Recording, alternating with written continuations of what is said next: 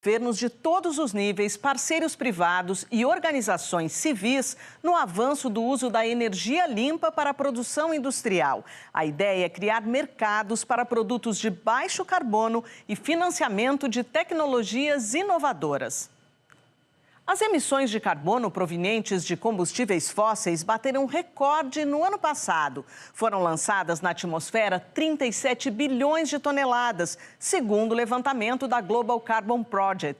Novas informações sobre a COP30 nos nossos telejornais. Até já!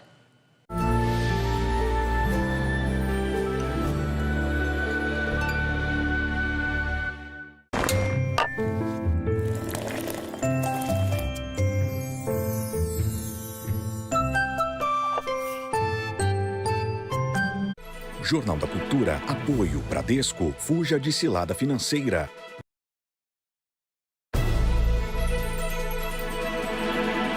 Sexta-feira, 14 de novembro. O Jornal da Cultura começa agora com os seguintes destaques.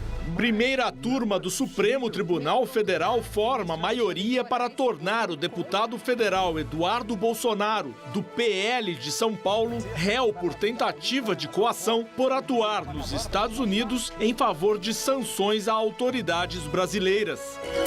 Manifestações de indígenas bloqueiam por 4 horas o principal acesso da COP30.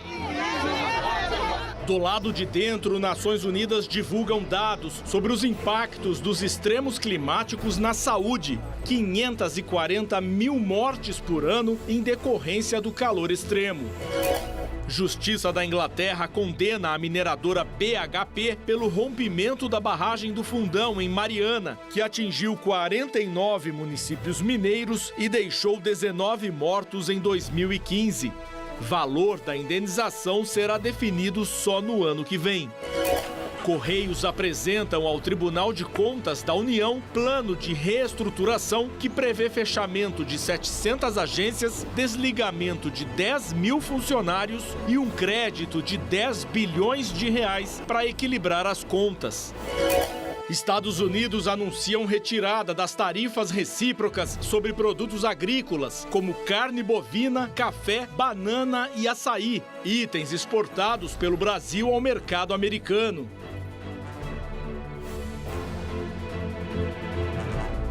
Olá, boa noite. Recebemos hoje a jornalista Patrícia Campos Melo, da Folha de São Paulo, e o advogado João Santana, sócio da Obi Capital. A primeira turma do STF formou maioria para tornar réu o deputado federal Eduardo Bolsonaro, do PL de São Paulo. Ele é acusado de tentar interferir no julgamento do pai, o ex-presidente Jair Bolsonaro. Segundo a Procuradoria-Geral da República, isso configura crime de coação no curso do processo. O primeiro a votar foi o ministro Alexandre de Moraes. No voto, o relator afirma que a Procuradoria-Geral da República justificou a abertura da ação penal contra Eduardo Bolsonaro e detalhou a conduta criminosa do deputado. Moraes diz que a grave ameaça se materializou na articulação de sanções pelos Estados Unidos, tarifas de exportação contra o Brasil, suspensão de vistos para autoridades brasileiras e a aplicação da Lei Magnitsky ao próprio ministro. O documento também reúne notícias que apontam a atuação de Eduardo para intimidar ministros do STF e tentar interferir no julgamento do pai, o ex-presidente Jair Bolsonaro. Acompanharam o relator os ministros Flávio Dino e Cristiano Zanin. O deputado se defendeu em um vídeo publicado no X. Eu nunca trabalhei pela absolvição do meu pai. Eu trabalho pela anistia a ser votada por um Congresso livre das ameaças de Alexandre de Moraes. Então, como crime de coação exige um meio ilícito, e a Magnitsky não é um meio ilícito, é um meio legal aqui dos Estados Unidos, e um instrumento que esteja à minha disposição, e a Magnitsky eu não assino, né? Nem tarifa eu assino. Quem assina isso é o Trump e o secretariado dele. Então, notoriamente, esses são crimes que não competem a mim. Eu jamais poderia estar sendo acusado por isso. Ele estivesse agindo como parlamentar legitimamente, levando uma causa e dizendo que seu pai era vítima, até aí tudo bem, mas a partir do momento que ele declara que está agindo para que existam sanções contra as autoridades brasileiras que estão julgando seu pai, fica difícil. Ah, não fui eu quem assinou a Lei Magnitsky. mas foi ele quem levou os argumentos. Então, essa correlação, a junção destes elementos que leva efetivamente à existência desta coação no curso do processo. O julgamento acontece no plenário virtual do STF e segue até o dia 25 de novembro. Com o voto pendente apenas da ministra Carmen Lúcia, já há maioria para tornar Eduardo Bolsonaro réu e autorizar a abertura da ação penal. A primeira turma também avança na reta final do processo, que analisa os recursos do ex-presidente, já condenado pela tentativa de golpe. Os ministros encerram hoje o julgamento dos embargos de declaração. A maioria já votou por rejeitar todos os recursos. A decisão vale também para os outros condenados no núcleo central da trama golpista. Com o fim do julgamento, o resultado deve ser proclamado na próxima semana. A partir disso, as defesas ainda podem apresentar novos recursos, os chamados embargos dos embargos. E tem a sua função, ele é um recurso importante, até para que não existam erros no julgado. Agora, caso o ministro Alexandre de Moraes, que é o relator, entenda que ele está sendo usado de maneira protelatória, ele pode sim decretar o imediato trânsito em julgado da condenação, né, do acórdão, e aí sim fazer com que sejam cumpridos os efeitos da sentença, né, da condenação. Boa noite, João. Boa noite. Boa noite, Patrícia. Boa noite, Psicaí. Patrícia, de que forma os próximos passos do Supremo nestes dois casos, tanto do ex-presidente quanto do filho dele, o deputado, devem mexer com o xadrez político-eleitoral? Acho que no caso do deputado Eduardo Bolsonaro, ele já tem a maioria, né? Só falta a ministra Carmen Lúcia votar, mas já tem a maioria. E acho que isso mexe um pouco mais nessa acomodação da direita, né? Porque o Eduardo Bolsonaro chegou a ameaçar concorrer à presidência de longe e por um partido nanico. Eu acho que se ele for condenado, isso começa a ficar muito mais inviável do que já é. Ele é um elemento que está rachando bastante a direita. Então, acho que nesse sentido... No outro, eu acho que não muda muito. Eu acho que está tudo dentro do esperado. O que a gente vai ver afinal, se o ex-presidente Bolsonaro, onde é que ele ficará preso. Acho que essa é a grande questão. E acho que se ele for para Papuda, tem um risco. Acho que ele não vai durar muito tempo lá, porque ele tem problemas de saúde e tem um risco disso, de fato, gerar uma comoção pública. Agora, João...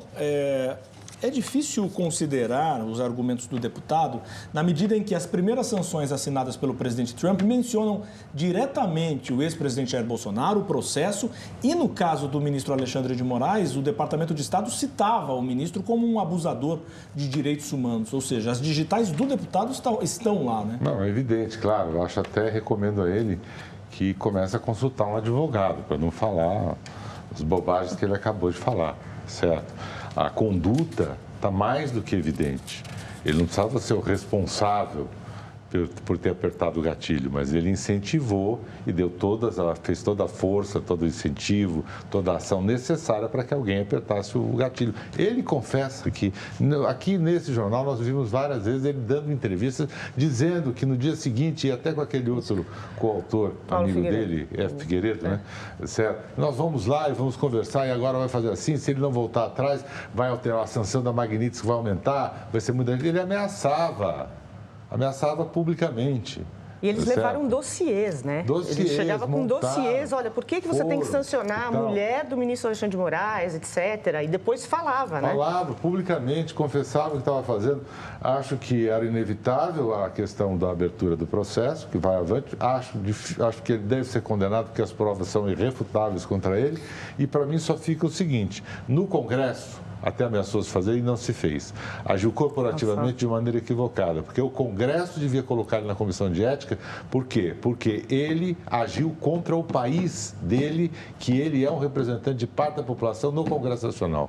Ele tinha todo o direito, como foi falado aí, de vociferar contra a decisão de penalizar o pai, de lutar pela anistia. Esse ele tem todo o direito dele, mas ele não pode, como brasileiro e particularmente como um representante de parte da sociedade, agir contra o Brasil Brasil. Ele cometeu aí crime de lesa pátria, claramente. O Congresso devia ter um pouco de vergonha e caçá-lo, colocá-lo na Comissão de Ética e retirar o mandato dele para que se aprenda e não se faça mais isso. E só para deixar claro, considerando os argumentos dele, não caberia ao ministro Alexandre de Moraes iniciativas de anistia. De maneira alguma, de maneira alguma. Acho que não tem nenhuma... Primeiro, até porque a anistia, se você olhar, é uma prerrogativa do Congresso Nacional. Não é o Supremo que dá anistia. A anistia, em geral, certo? O Instituto da Anistia, ele deve vir a partir do Congresso Nacional. Pode até ter uma iniciativa do Poder Executivo. Tinha um projeto de lei para isso, né? Que não anda, como várias porque não vezes tem teve. apoio. Mas quem vota, quem decide é o Congresso Nacional. A COP30, a Conferência Mundial do Clima, entrou no 5º dia em Belém. A ONU e o Ministério da Saúde anunciaram um plano de ação de saúde internacional e divulgaram um relatório alarmante. Mais de 500 mil pessoas morrem por causa do calor a cada ano. Do lado de fora do pavilhão, indígenas protestaram.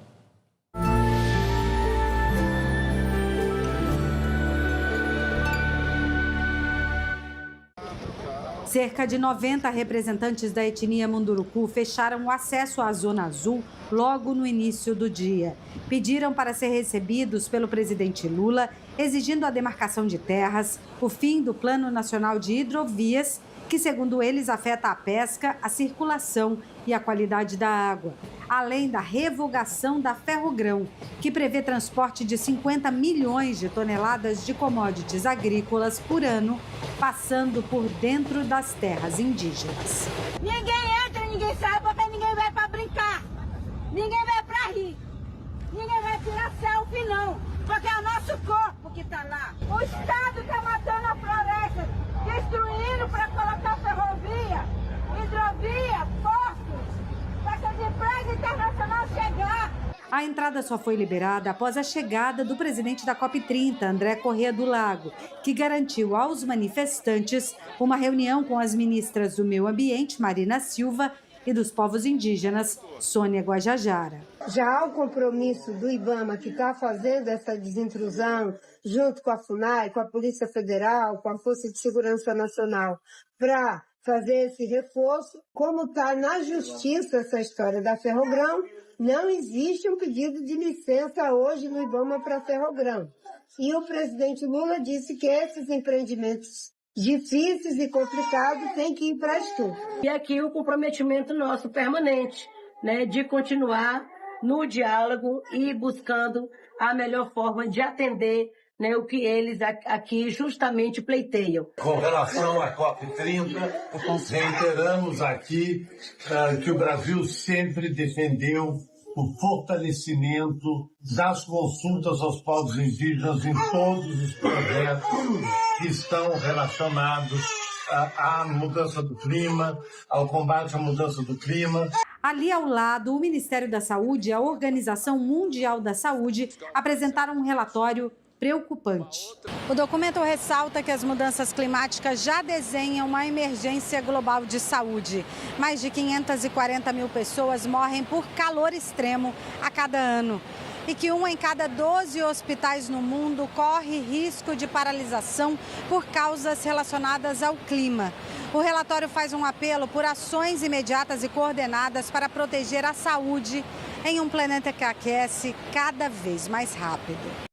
Durante a coletiva, o Ministério anunciou o Plano de Ação de Saúde de Belém, que pede aos governos a integração dos objetivos de saúde nas contribuições nacionais determinadas e nos planos de adaptação contra a crise climática, e institui o aproveitamento de economias resultantes da descarbonização para financiar a saúde, a capacidade de força de trabalho e as infraestruturas resilientes. Implementar a adaptação dos sistemas de saúde para enfrentar as mudanças climáticas é também uma resposta ao negacionismo duplo que existe no mundo hoje. O negacionismo em relação à mudança climática e o negacionismo em relação às melhores práticas na saúde. João, espanta que números tão superlativos não mobilizem a sociedade, os governos, as empresas, com o mundo ali à beira do abismo. É o desafio que a gente tem, né, como humanidade, como sociedade. Quer dizer, o fato é que a mudança climática está trazendo uma série de prejuízos à vida das pessoas, não é? Porque ainda no primeiro momento você olha o prejuízo assim como se não tivesse a ver com você, né? É na natureza, é a mata que deixou de existir, é o animal que está em extinção. De repente, isso começa a agir diretamente sobre o ser humano, que é no caso aí colocado sobre a saúde humana. E o mais importante também é o seguinte: esse tipo de ação, esse tipo de resultado da mudança climática traz mais gastos ao governo, à sociedade. A sociedade vai gastar mais com isso, porque vai ter um número maior de doenças, um número maior de questões que você tem que cuidar individualmente, ou a sociedade ou o próprio Estado, e as pessoas demoram muito para tomar essa atitude. É uma lástima, mas eu ainda sou daqueles que eu vejo que a humanidade não tem assim uma vocação suicida. Demora, mas ela acaba tendo que tomar determinadas atitudes. Então, ainda sou otimista de que a gente venha tomar medidas que, se não dê um basta completamente nessa ação, minore bastante as questões que nos afetam. Agora, Patrícia, essa COP é conhecida, entre outras coisas, pela participação recorde dos povos indígenas. Essa visibilidade pode trazer algum benefício à causa com essa pressão toda que eles têm feito desde o início da cúpula?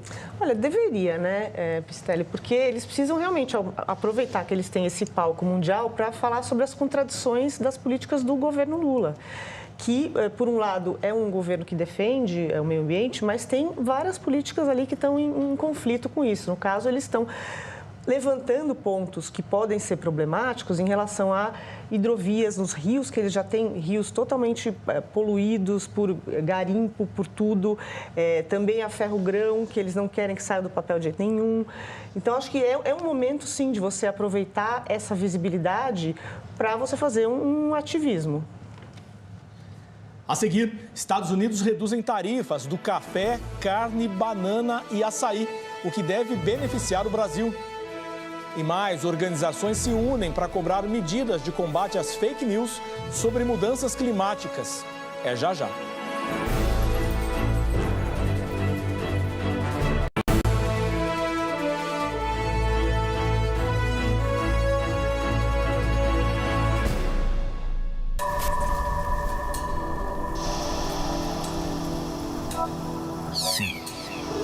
Ganhe dinheiro fácil sem sair de casa. É só fazer um Pix agora.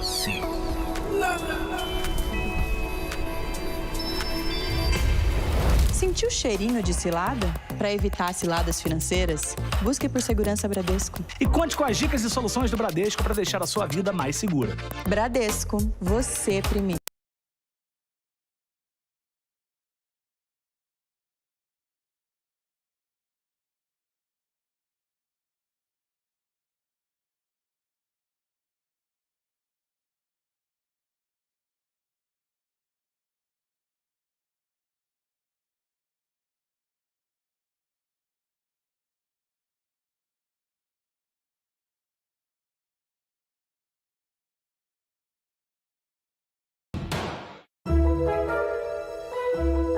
Quando eu idealizei a Casa Hope, quase 30 anos atrás, nossa missão principal era atender as crianças que vinham de outros estados para se tratarem aqui em São Paulo. A gente gosta de estar aqui, é muito importante para a gente, né? Porque é um lugar que acolhe a gente muito bem. Nós fazemos tudo aquilo que o hospital não faz. O hospital, ele cura a doença, né? Nós curamos o doente. Aqui é o 8? Agora ela tá bem, graças a Deus. Não fosse assim, através da ajuda da Hope, né?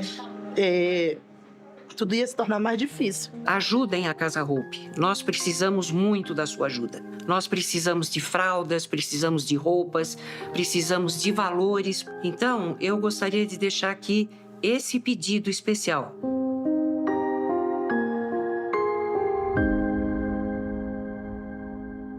O nosso muito obrigado.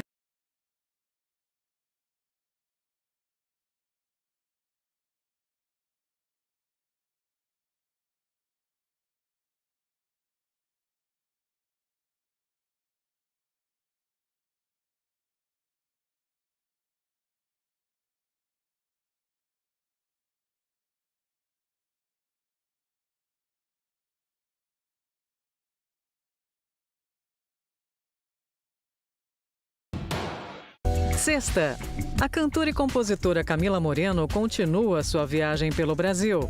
Desta vez, conhece paisagens de tirar o fôlego em Paraty, a convite de Paulinho Mosca. As pessoas de Paraty são muito amáveis, são muito relajadas, são pessoas que estão em outro tempo, não? Não estão no tempo das grandes cidades, estão no tempo da natureza. Encontros em Brasil.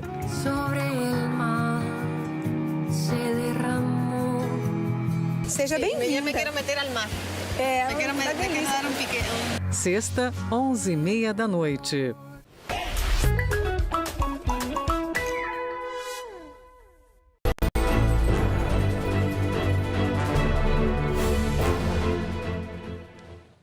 O governo de Donald Trump confirmou a redução de tarifas sobre produtos que os Estados Unidos não cultivam, como café e banana. A lista pode beneficiar as exportações brasileiras. Com o tarifaço, a conta ficou mais cara nos supermercados americanos. E a economia começa a fazer pressão no humor dos consumidores.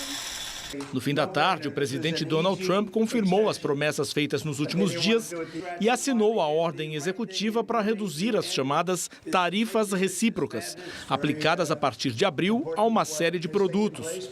Estão na lista o café, frutas tropicais, açaí, banana, tomate e carne bovina, entre outros.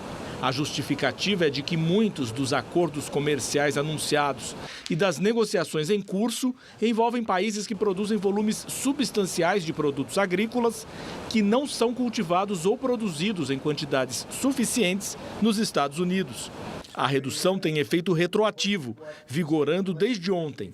A medida não cita nenhum país em especial, mas vai beneficiar o Brasil, que é o maior produtor mundial do café, respondendo por 38% da produção global e o segundo maior em carne bovina, atrás apenas dos próprios Estados Unidos. Patrícia, e a Casa Branca esclareceu que são as tarifas recíprocas, ou seja, aqueles 10% que foram aplicados ao mundo todo. Como no Brasil o total é de 50%, ainda sobra uma boa porcentagem. Exatamente. Então, esses 40% restantes que são o alvo da negociação, que agora está pegando tração aí. Você teve essa reunião entre o secretário de Estado, Marco Rubio, e o ministro Mauro Vieira. E o que o Brasil gostaria é de ter uma trégua nas tarifas. Enquanto eles negociam, suspender essa tarifa de 40% sobre tudo, enquanto eles negociam. O Brasil já esperava ganhar um alívio aí em carne e café, que são duas coisas importantes. Agora ganhou só um alívio de 10%, faltam os 40%, mas acho que eles estão se encaminhando aí para essa negociação para ver como é que... Uma das coisas que os Estados Unidos certamente devem pedir são abertura em serviços, por exemplo, que eles estão pedindo em vários acordos, eles fecharam acordos com a Argentina, Equador ontem, pedir para proibir qualquer ideia de implementar imposto sobre Big Tech. Essa é uma coisa que eles estão pedindo para todo mundo. Tem que ver como é que o Brasil vai reagir a isso. E eles têm fechado acordos muito pontuais para esses problemas. Por exemplo, carne com a Argentina, café com o Equador e agora vem essa lista. A conta chegou, né, João? E não foi por falta de aviso. A gente às vezes imagina o seguinte, ao fim e ao cabo, né, o que essa política de tarifas que o Trump fez e brigou com o mundo todo, qual era o objetivo central dele, certo? E o que finalmente os Estados Unidos estão ganhando com essa política tarifária? Não é? Inflação. Hein? Inflação. Essa é que é a questão. O café é fundamental para o americano, ele é um índice, é um produto que forma índice inflacionário, porque o consumo de café é enorme nos Estados Unidos, e o principal fornecedor do café é o Brasil. Mesmo com hoje produções de café no Vietnã, na Ásia e outros lugares, nem chega perto da quantidade de café que o Brasil tem. Então, agora a gente tem que buscar esse resto das negociações, como a Patrícia diz, e a gente espera que brilhe aí uma racionalidade e a gente resolva isso. No caso do Brasil, eu me preocupo muito com alguns segmentos que não tiveram alternativa. Porque mesmo a carne, mesmo o café e outras exportações brasileiras, você conseguiu distribuir pelo mundo mundo e os prejuízos não foram tão grandes para os Estados Unidos. Mas há segmentos, por exemplo, como o segmento da movelaria de móveis, que perdeu muito e continua perdendo.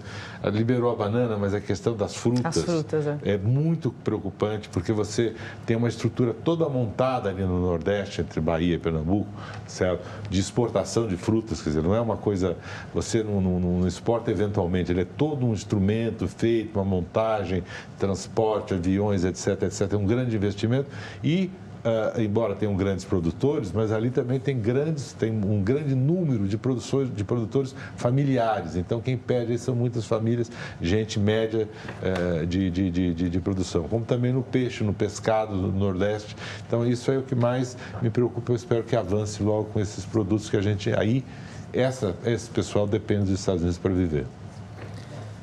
A Justiça Britânica considerou a empresa BHP uma das responsáveis pelo rompimento da barragem em Mariana, Minas Gerais, há 10 anos. A decisão foi divulgada hoje e a estimativa é de que as indenizações possam ultrapassar 600 bilhões de reais.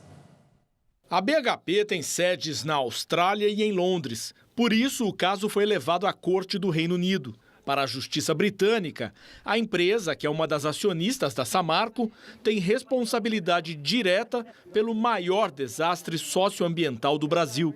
Em 5 de novembro de 2015, o rompimento da barragem do Fundão, em Mariana, Minas Gerais, espalhou lama tóxica em uma área de quase 700 quilômetros, despejando 40 milhões de metros cúbicos de rejeitos no meio ambiente. 19 pessoas morreram e mais de 600 ficaram desabrigadas. O resumo da decisão judicial destaca que o desastre foi causado porque não era razoável continuar a aumentar a altura da barragem. O texto menciona atos e omissões que geram responsabilidade objetiva da BHP. O próximo passo da Justiça Britânica está previsto para outubro do ano que vem, quando serão definidos os valores das indenizações a cada uma das 620 vítimas da ação. O valor pode ultrapassar 600 bilhões de reais.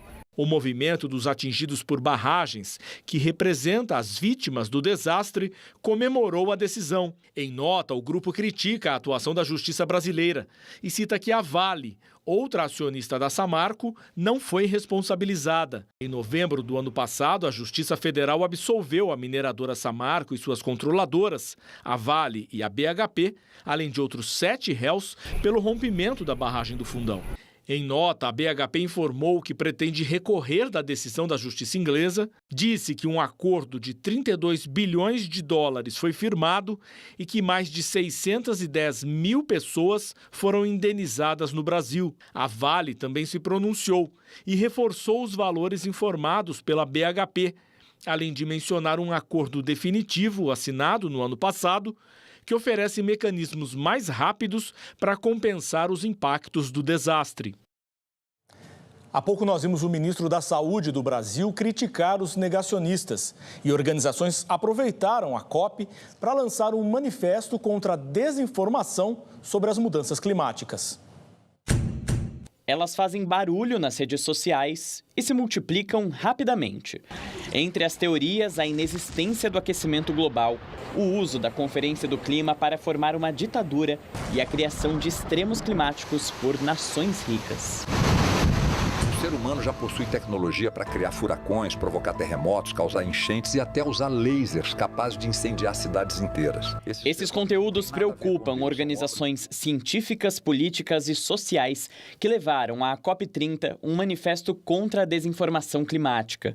O documento, assinado por cerca de 400 entidades, diz que as fake news são uma ameaça direta e imediata à saúde pública, aos direitos humanos e à segurança.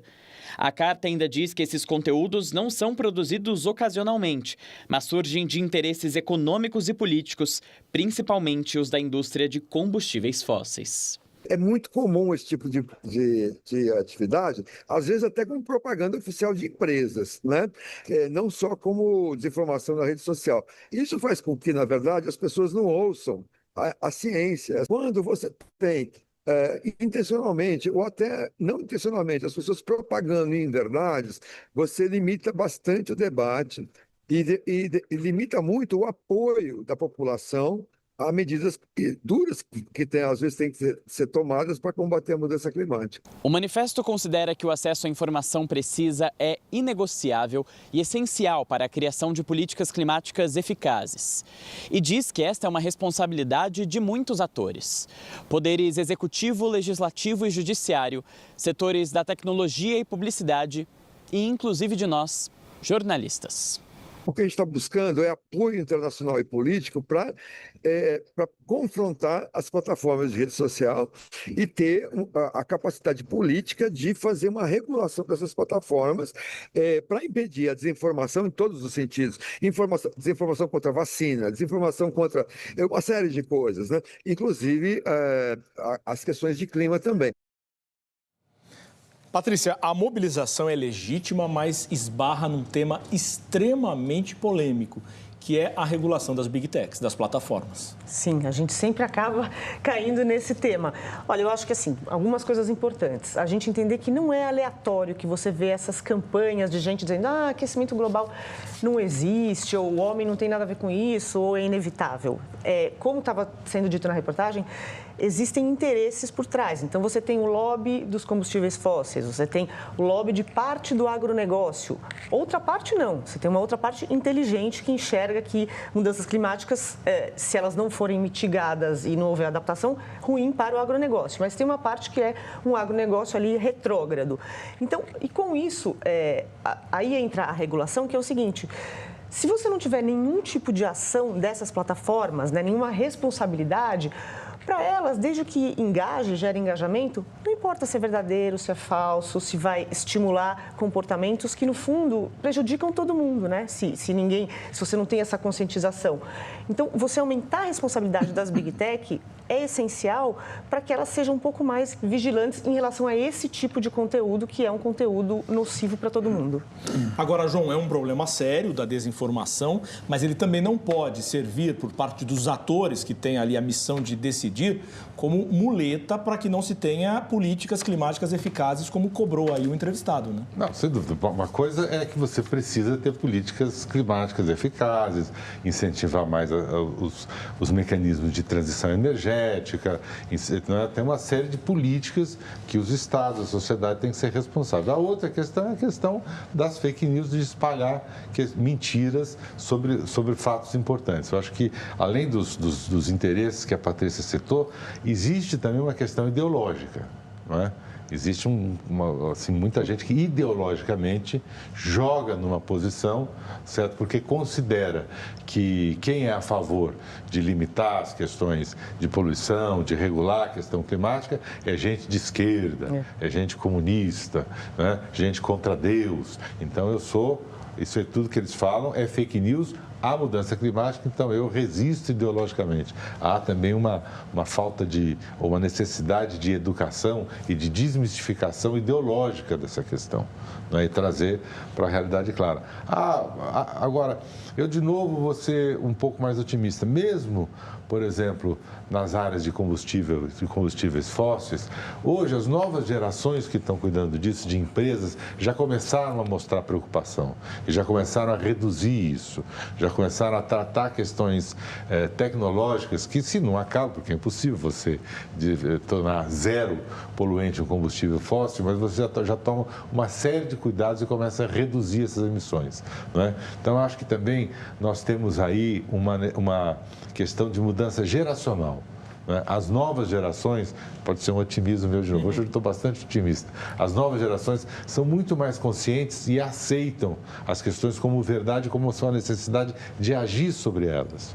Não é? A gente falou recentemente sobre o desastre de Mariana e das grandes empresas, apenas dizer o seguinte: que todas essas empresas têm ESGs e padrões de comportamento excepcionais. O que acontece é que grande parte da alta direção das empresas não acredita naquilo. Só uma ressalva, só os Estados Unidos que estão indo em caminho contrário, né? Você tem um retrocesso com um desmantelamento total de políticas ambientais, inclusive Estados Unidos ativamente sabotando acordos ligados a combate a mudanças climáticas. E são um ator essencial nessa Exatamente. História.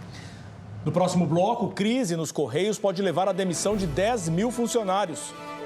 E veja ainda, a presidente Lula retoma negociações para indicar um nome para o Supremo Tribunal Federal. Daqui a pouquinho.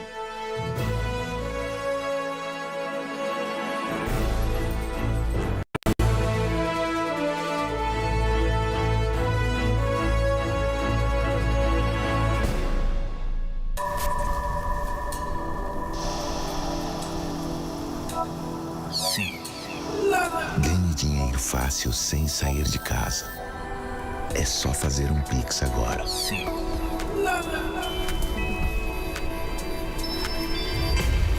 Sentiu cheirinho de cilada? Para evitar ciladas financeiras, busque por Segurança Bradesco. E conte com as dicas e soluções do Bradesco para deixar a sua vida mais segura. Bradesco, você primeiro.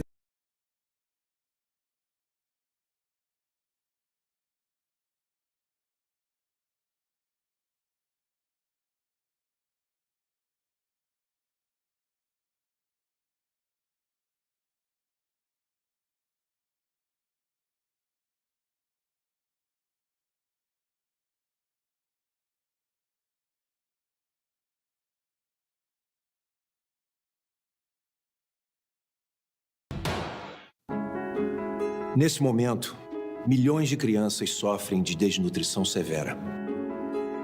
Elas precisam de alimentos e nutrientes vitais.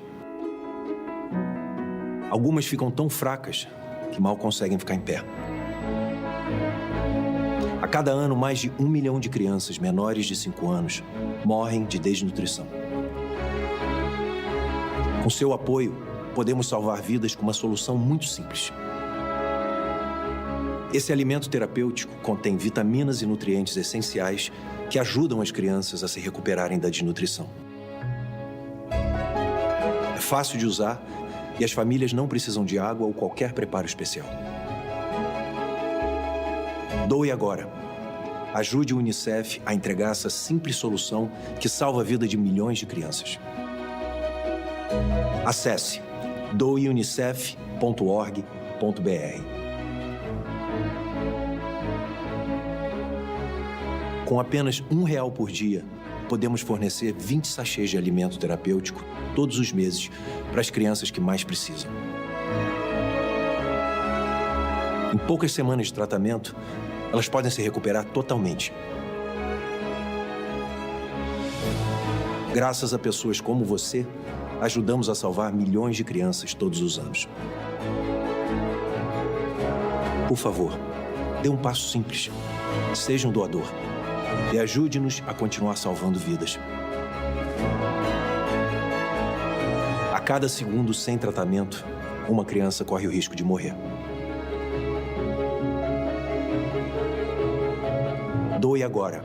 Acesse doeunicef.org.br. Para salvar uma vida, basta um passo. Obrigado. O Repórter Eco especial deste domingo analisa os temas principais em discussão na COP30, a conferência da ONU sobre o clima que acontece em Belém, no Pará. Conheça um grande desafio mundial: frear a queima de combustíveis fósseis e investir em fontes limpas e renováveis de energia. Você acompanha também a presença histórica dos povos indígenas que tentam influenciar as decisões da Cúpula das Nações Unidas.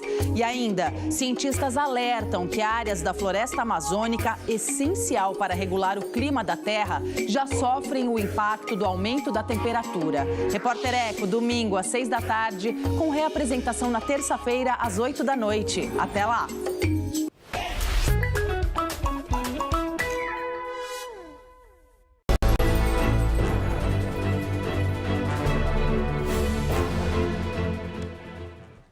Os Correios estão recorrendo ao mercado para conseguir um empréstimo bilionário num prazo de 15 dias.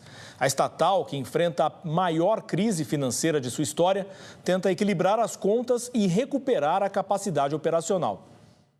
Com 362 anos de fundação, os Correios do Brasil enfrentam agora o seu pior momento.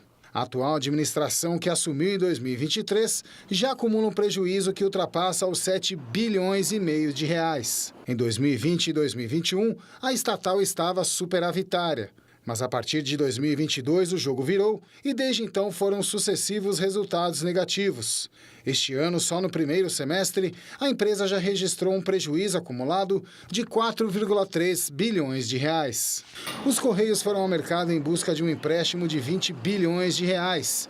Mas o alto custo da captação e a dificuldade de arcar com as garantias travaram as conversas com os bancos privados. O principal problema é o endividamento dessas empresas, as ações políticas, as interferências nas políticas de preço, tudo isso acaba gerando essa situação que nós estamos vendo. E o descrédito numa organização com essa importância, esse descrédito ratificado, apresentado como uma dificuldade de obtenção desses empréstimos, mesmo com o aval do Tesouro. Agora, o objetivo de curto prazo da direção dos Correios é levantar 10 bilhões de reais em 15 dias para pagar dívidas, recuperar a capacidade operacional e regularizar a situação com muitos fornecedores que estão sem receber. Por causa disso, muitas entregas estão atrasadas. O empréstimo também é apontado pela estatal como fundamental para dar início a um plano de reestruturação. Hoje, os Correios contam com mais de 80 mil funcionários. A ideia é desligar ao menos 10 mil trabalhadores por meio de um programa de demissão voluntária e fechar cerca de 700 agências e unidades logísticas. Outra aposta da estatal é a formação de um fundo imobiliário, desenhado pela Caixa com os ativos que a empresa possui. São mais de 2 mil imóveis avaliados em 5,4 bilhões de reais. A ideia é vender os imóveis, receber os recursos e depois alugá-los. A direção dos Correios não descarta incluir até mesmo o prédio que hoje abriga a sede da estatal, em Brasília. A presença dos Correios no Brasil, num país com as dimensões que tem, é um ativo muito significativo, né? E muitas empresas têm a necessidade de estar presente em diversos pontos, né, desse país. Então, utilizar esta capilaridade, esta presença no território nacional é fundamental. Então, parcerias público-privadas, com associações dos Correios com outras empresas, seria o caminho, efetivamente, para reorganizar esta operação que me parece fundamental e tem um apelo público importante. João, o plano será capaz de dar fôlego aos Correios sem, inclusive, repensar o modelo de negócio? Falou, se você não repensar, mais do que o modelo de negócio, a função dos Correios em todos os estados, você não resolve isso. Esse programa não tem a menor possibilidade de dar certo do ponto de vista de reestruturar a empresa. Vai simplesmente tapar buraco de dívida, né? Com as mudanças dos sistemas de mensagem, hoje, eletrônica, etc., etc., os Correios, em geral, no mundo todo, perderam grande parte da sua atividade que sustentava. Praticamente todos os Correios do mundo são deficitários. Não é? O que acontece? Os estados têm que decidir o seguinte: olha, isso existe ainda uma função importante para a sociedade, então passa a ser centro de custo. E eu trato isso como centro de custo, como o americano faz. O americano tem um correio que ainda é importante para a sociedade, para a integração, que se considera, não é? Faça chuva, faça sol, faça neve, o carteiro, ele faz parte, o correio americano faz parte da integração americana, e você faz o estado, todo ano vota um orçamento e esquece que ele é uma empresa. Então, primeira questão, esquece essa organização dos Correios como natureza empresarial.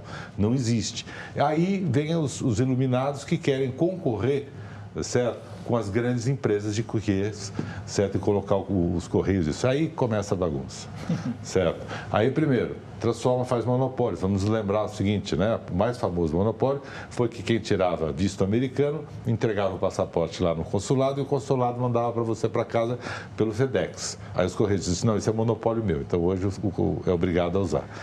Não vai resolver esse monopólio, certo? Porque os grandes Correios internacionais têm muito mais capacidade de mobilidade mundial para fazer esse tipo de trabalho. Os Correios não conseguem concorrer da forma como são. Então, você tem que decidir claramente o que os Correios continuam fazendo, centro de custos e um departamento do Estado. O resto tem que deixar para a iniciativa privada.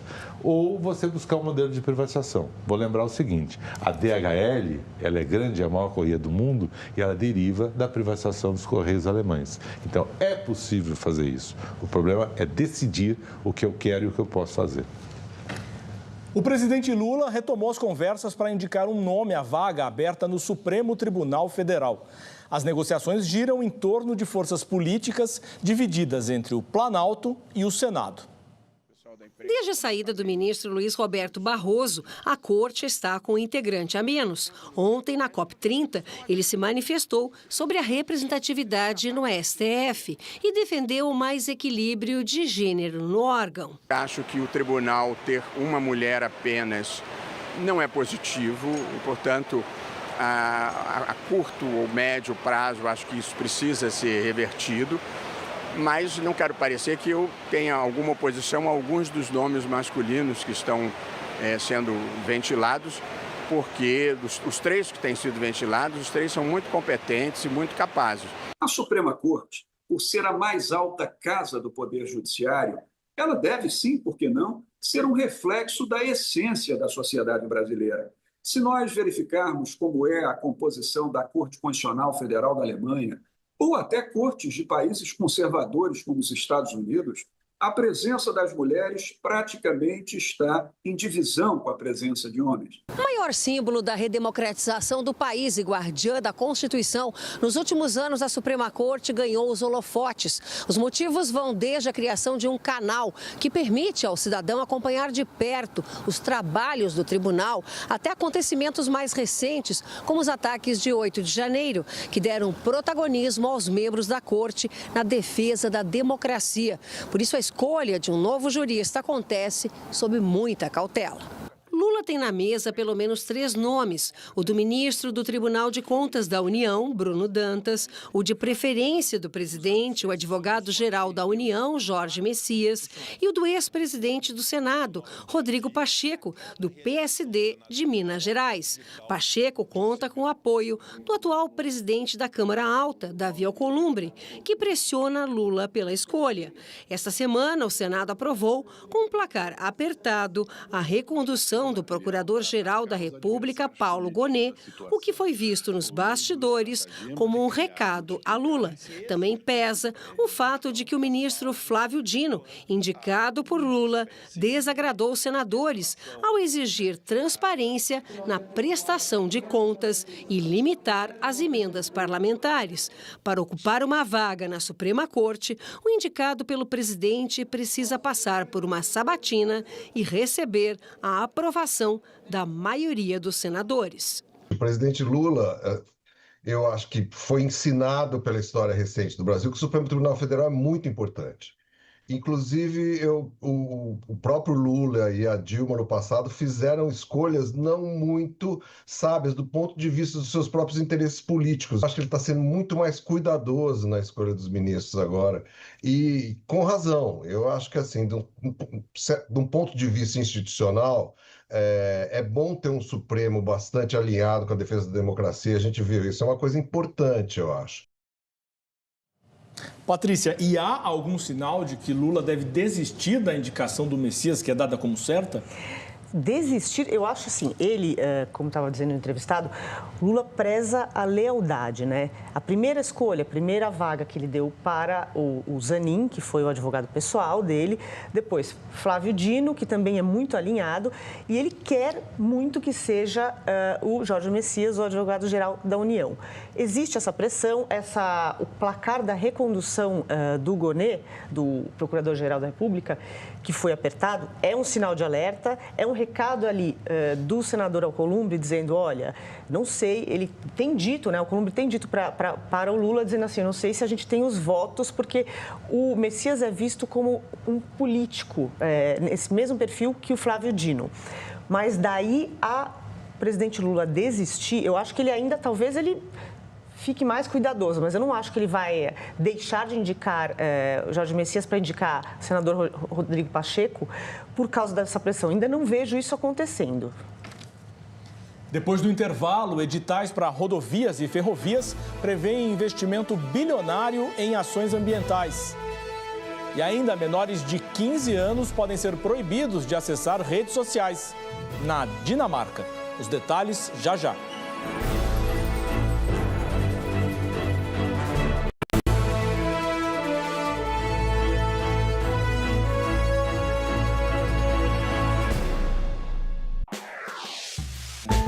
O teatro é a janela por onde ele lança o seu olhar lírico sobre as coisas do mundo. Daí ele escreve, dirige, compõe, traduz a vida poeticamente nos palcos, na TV e no cinema.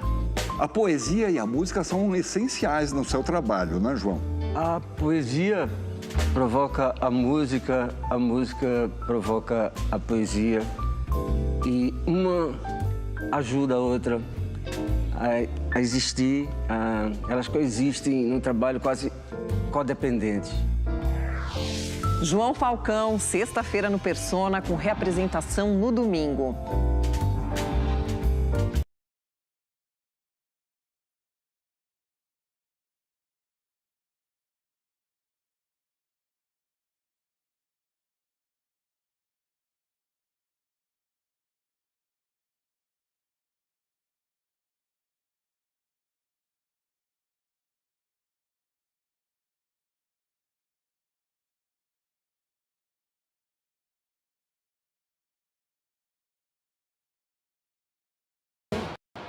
Sábado. Fotografar agora parece estar ligado a se mostrar, postar na rede e talvez lembrar. Não é mais sobre a imagem, sobre a ideia de captar um momento único. Acompanhe a trajetória de fotógrafos que ajudaram a construir a memória visual e a conexão do brasileiro com o Brasil. Na segunda metade do século XIX, a fotografia se popularizou no Brasil e no resto do mundo. No final dos anos 50, a diversidade cultural do país já estava presente no trabalho de diversos fotógrafos. Todas essas imagens geraram e geram em mim uma sensação de pertencimento ao meu país. Com direção de Lauro Escorel. Fotografação, documentário inédito, sábado, 11 da noite. Amiga, você já reparou que São Paulo tá cada dia mais verde? Não é esse verde, não. É o verde do meio ambiente. A Prefeitura já entregou 1.000 ônibus elétricos. São Paulo tem hoje a maior frota de veículos sustentáveis do Brasil. Cada ônibus elétrico evita o consumo de 35 mil litros de diesel e equivale ao plantio de 6.400 árvores. E além disso é silencioso, né? Prefeitura de São Paulo. Aqui o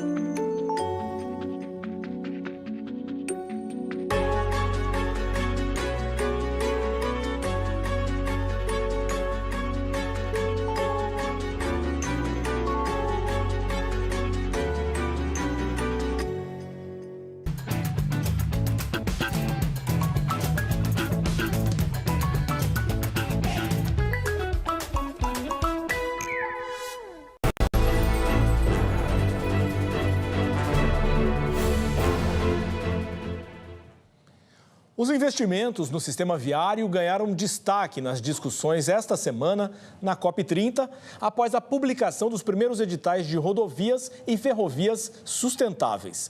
A expectativa é que as concessões gerem 21 bilhões de reais em ações socioambientais. Responsável pela conexão de 17 cidades paulistas, o corredor Dom Pedro inclui rodovias como a que liga o Vale do Paraíba a Campinas e ao Circuito das Frutas. A cada árvore retirada em obras de modernização, 25 novas mudas são plantadas. Já nas áreas de preservação permanente, a compensação média corresponde ao dobro da área suprimida.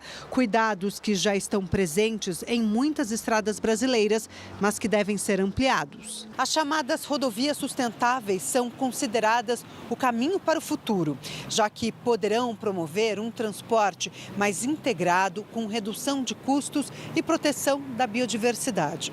Segundo a Agência Nacional de Transportes Terrestres, a previsão é de que ações de sustentabilidade nessa área movimentem 16 bilhões de reais nos próximos 30 anos. Esta semana, a NTT publicou os primeiros editais do Plano das Rodovias e Ferrovias Sustentáveis. 470 medidas foram divididas em parâmetros como redução das emissões de gases do efeito estufa, queda na poluição, infraestrutura resiliente às emergências climáticas, além de iniciativas em comunidades indígenas e quilombolas. Segundo a agência, a adesão das concessionárias a este novo programa poderá destravar investimentos de até 21 bilhões de reais em ações socioambientais. Historicamente, as rodovias, as ferrovias, especialmente no caso da Amazônia, as rodovias, eles têm uma relação muito forte com as dinâmicas de desmatamento no território e, muitas vezes, conflitos socioambientais. E essa discussão toda sobre as concessões tem que passar também pelas necessidades das comunidades que vivem no território, as populações rurais, as populações urbanas, e garantir uma infraestrutura também necessária para atender suas necessidades. Isso é uma lacuna histórica nas políticas públicas. As empresas que já têm concessões federais poderão escolher quais ações aderir. Caso adotem voluntariamente as iniciativas, poderão ganhar bônus de 1 ou 2% nas tarifas de pedágio, entre outros benefícios. Não basta simplesmente fazer novas rotas de transporte de commodities sem olhar para o território e os riscos que isso causa, né? E a realidade é que as infraestruturas puxam atividades econômicas para o território, que podem ser sustentáveis ou não. João, essa modelagem de premiar as concessões já existentes e de fazer as exigências das novas, pode funcionar? Não, funciona. Não é que pode funcionar, ela funciona. E aí você tem que imaginar que a engenharia avança, não é? Vou dar um exemplo aqui que o paulista conhece bem. A primeira pista da Imigrantes, né, destruiu um monte da Serra do Mar, foi terrível. A segunda pista da Imigrantes não destruiu, certo, nem 20% do que a primeira destruiu. Por quê? Porque a engenharia foi diferente, foi uma engenharia já feita para você proteger, então você destrói menos. Então você tem um aliado importante nas estradas que são necessárias, né? Eu preciso sair daqui para lá e de lá para cá, é necessário. A mobilidade é importante. Mas você tem um aliado muito importante que é a engenharia. A engenharia fazendo projetos mais sustentáveis.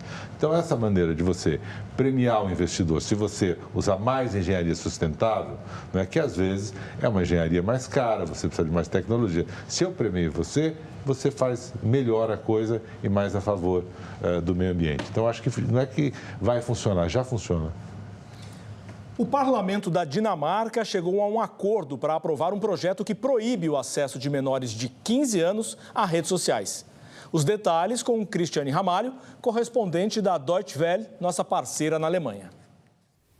O projeto de lei foi apresentado pela primeira-ministra da Dinamarca, Mette Frederiksen. A alegação para proibir o acesso a plataformas digitais é a preocupação crescente com a saúde mental de crianças e adolescentes. A intenção também é combater a publicidade por parte de influenciadores e fortalecer a proteção digital. A proposta foi bem recebida pelo parlamento. A maioria dos partidos anunciou um acordo com o governo sobre o tema. Em um comunicado, o Ministério da Digitalização comemorou o avanço da proposta, afirmando que a Dinamarca está dando um passo inovador com a introdução do limite de idade para o uso das redes sociais. A ideia é que menores de 15 anos não tenham acesso a conteúdos de plataformas digitais. O projeto só prevê uma espécie de licença para adolescentes entre 13 e 15 anos, caso haja autorização dos pais ou responsáveis. Ainda não há detalhes sobre quais plataformas serão afetadas pela medida. O plano do país nórdico segue o exemplo da Austrália, que será a primeira a proibir redes sociais para menores de até 16 anos a partir do dia 10 de dezembro. Cristiane Ramalho, correspondente da Deutsche Welle de Berlim, para o Jornal da Cultura. Patrícia, a ideia pode pegar? É uma ideia drástica. É uma ideia drástica, mas é uma tendência. Você tem a Austrália, isso passa a vigorar no dia 10 de dezembro, né? Todas as crianças, adolescentes com menos de 16 anos estão proibidos de acessar. Tem estados americanos, a partir de janeiro, que também 4 ou 5 estados americanos vão colocar isso em prática. Aqui no Brasil, você não tem o nosso ECA digital, né, a legislação que foi sancionada pelo presidente Lula agora em setembro.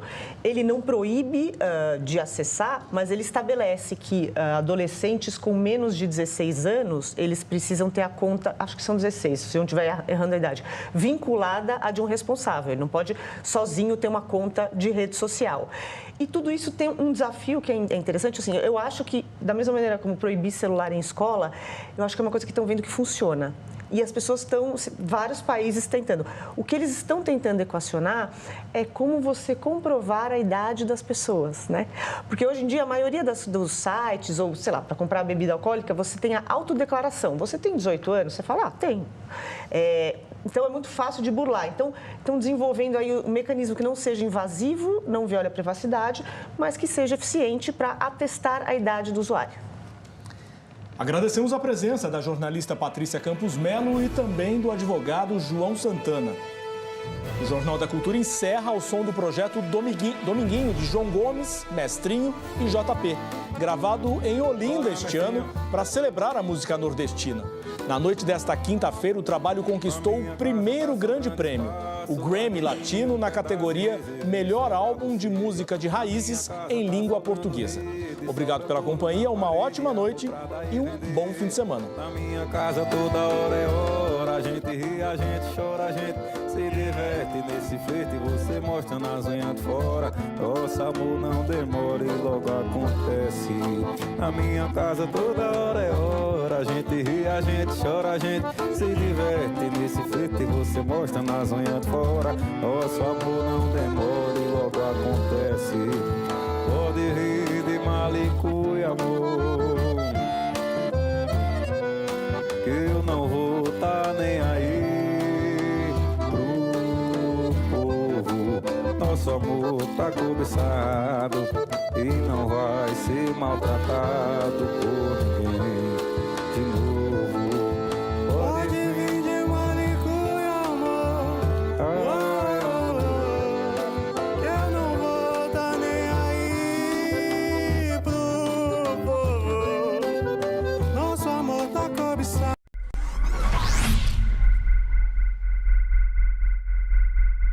Jornal da Cultura, apoio Bradesco, fuja de cilada financeira.